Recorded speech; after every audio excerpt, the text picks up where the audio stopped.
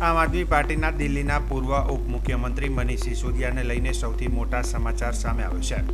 Manish સિસોદિયાએ excise policy કેસમાં 17 મહિના જેલમાં વિતાવ્યા બાદ જામીન મળી ગયા છે। સુપ્રીમ કોર્ટે મનીષ સિસોદિયાને જામીન આપી દીધા છે। સુપ્રીમ કોર્ટે દારૂ નીતિ કેસમાં મનીષ સિસોદિયાને જામીન આપી દીધા કોર્ટે શરતો લાદી અને તેને પોતાનો પાસપોર્ટ સરેન્ડર કરવા અને સાક્ષીઓને પ્રભાવિત ન કરવા નિર્દેશ આપ્યો છે।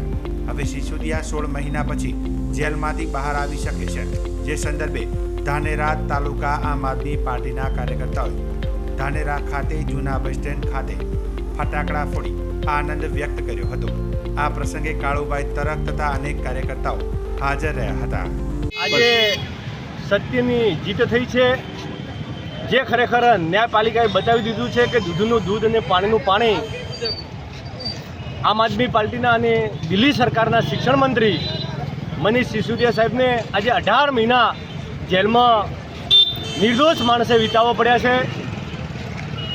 આજે એમને ન્યાયતંત્રે જામીન આપ્યા છે અને એની ખુશીમાં અમે આજે અહીંયા આમ આદમી પાર્ટીના કાર્યકર્તાઓ ભેગા થઈ અને એક ખુશી મનાવી છે કે ન્યાયતંત્ર જ સાચું છે અને ન્યાયતંત્ર ઉપર ખરો ભરોસો છે, એ ઉપર આજે ખરા ઉતર્યા છે।